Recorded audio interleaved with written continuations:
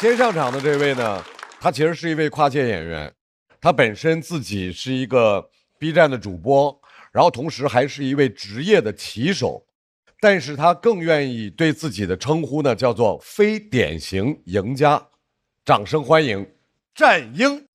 我叫战英，性别女，今年30岁，之前是一名围棋职业选手。这2年在做一名围棋主播。我之前的时候感觉很多人其实根本不知道我们这群人的存在，他们老是认为下围棋的就是年纪特别大，然后一定要到深山里去下，还一定要留着长胡子，穿着白大褂，都是很鼓励我说啊，感觉你也是比较搞笑女的一个形象。蒙娜丽莎来了，哈哈！巴娜娜，巴娜娜，巴娜娜。战英，战英，你多大了？战英，战英，我3岁了。我觉得可以来试一试。加你，加你，加你！加油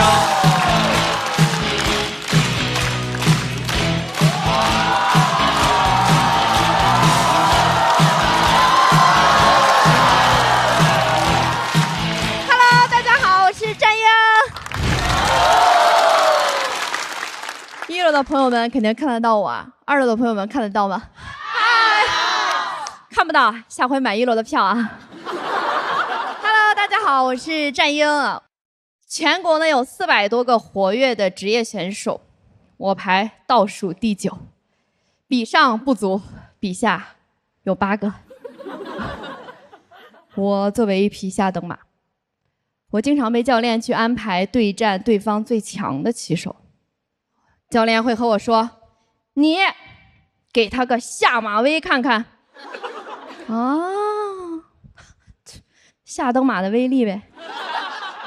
其实最开始对战强手的时候，我是很害怕的，但输的次数多了，害怕的就是对手。因为跟我这种战绩的人下棋呢，你赢一盘不值得骄傲，输一盘会被记一辈子。我到现在都记得2021年12月27号中午12点半的那场比赛，我的对手是咱们国家的第1位女子9段，中国围棋界的传奇，我的偶像芮乃伟老师，也是那年输给我的2个人之一。大家不知道9段是什么意思呀？就大家不知道2段、9段这。那盘棋其实我早就不行了。那天换做任何一个战绩正常的棋手，可能都认输了。但是我的战绩不支持我展示风度。我没有放弃，他没有想到。我俩一直鏖战了6个多小时。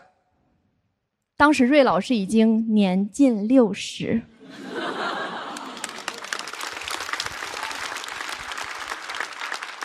岁月不饶人，我也没有放过他。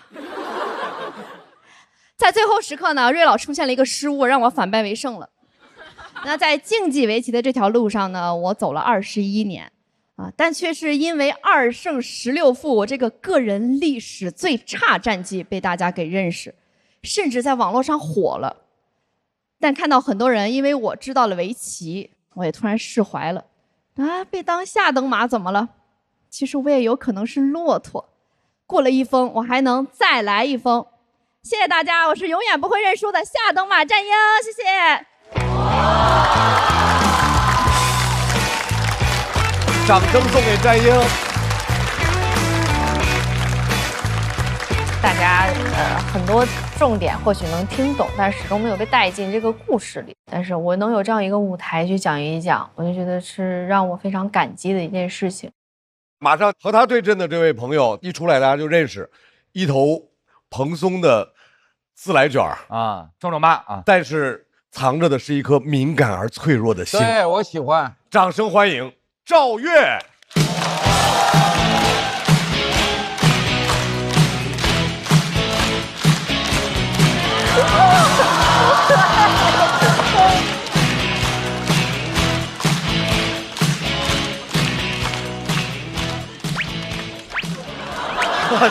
怎么这么客气大家好，我是赵越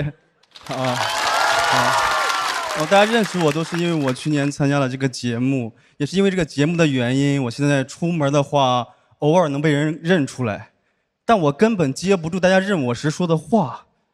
有个朋友他把我认出，他围着我转圈儿，他问我你怎么跟节目上长得一模一样？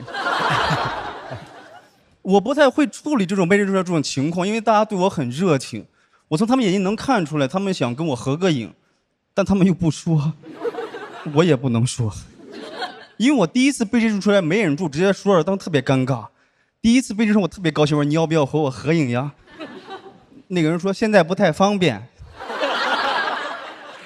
当时没想到能被拒绝，我说那个不好意思，对不起，你走吧，冒犯了。他可能觉得我有点尴尬，他走了2步又回来了，说不行，跟你合一个。去年节目后我就开始一个人租房住了，这是我第一次独居，不太适应，害怕。这不是普通的害怕，是想起来就害怕。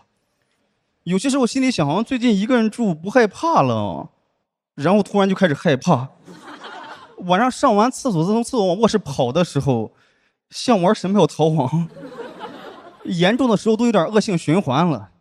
一上厕所就害怕，一害怕就想上厕所，整个人变得很敏感。有好几次我邻居他回来晚上，他开自己家门，我以为有人在撬我家门，吓得我赶紧穿衣服。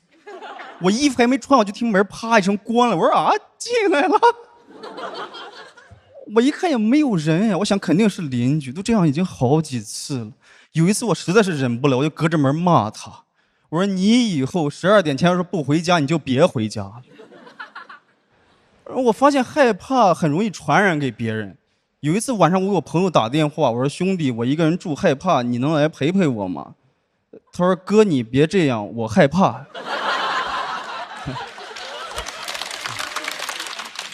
我说我没有跟你开玩笑，我是真害怕。他说哥我也是真害怕。我给他解释，我说我是心里害怕，主要是家里除了我没有别人。他说哥我怕的就是家里除了你没有别人。后来都给他问生气，他问你到底害怕什么，你告诉我。你说就那种贞子从电视机里爬出这种东西有什么好怕的？我本来害怕的都没有这么具体。我说挂了吧，挂了，现在感觉家里有人了。我自己还在网上搜男性独居害怕，搜出来全是独居害怕男性。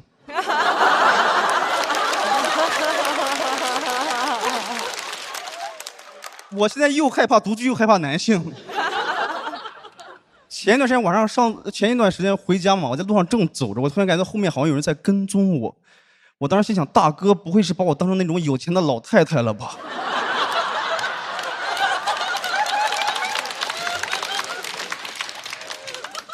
我得跟大家说一下，我是个男的，得把犯罪遏制在萌芽状态。因为大哥要是冲过来，我再说我是个男的，大哥说晚了。犯罪一旦开始就很难制止住了。但是你怎么证明你是一个男的呀？我想到了，我隔空投了一个篮儿。其实还有一种比较脏的方式证明自己，有些男的他会在街上肆意的上厕所，但我也没有敢，因为这个社会它很复杂，你不了解对方喜欢什么。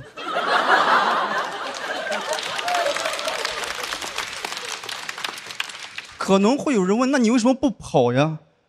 因为我不善于奔跑。我要是跑100米再被抓住，我连反抗的力气都没有了。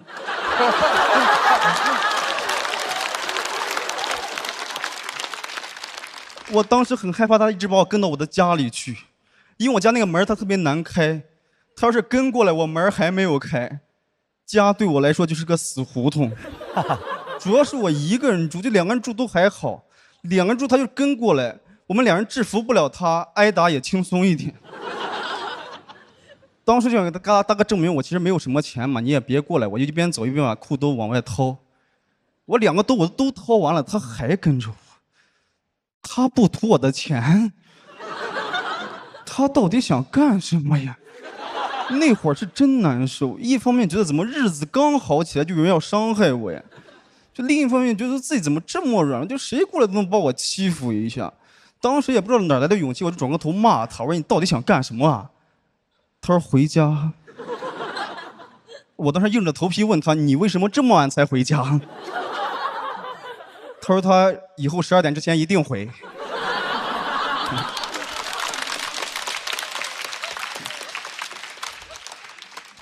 他说完之后，他就围着我转圈儿，他问我：“哎，你怎么跟节目上长得一模一样呀？”其实害怕没有什么的，你正视它就好。谢谢大家，我是赵越，谢谢你们。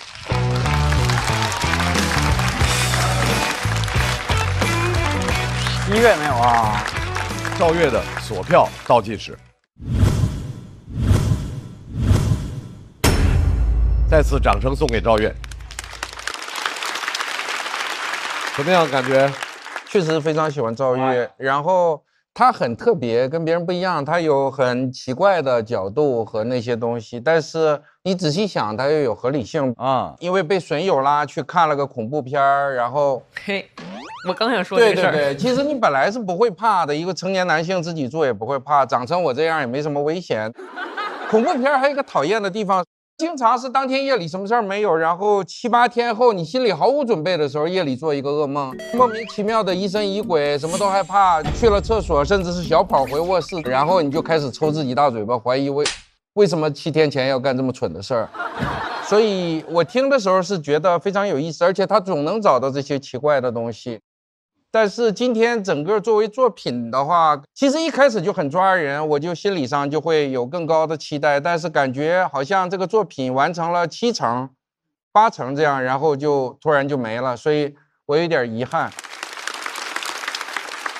再次感谢赵越的分享，我们也请战英回到台中，2位的得票数是，很抱歉。因为战英和赵越的票数都没有大于200票，2位都要进入待定区。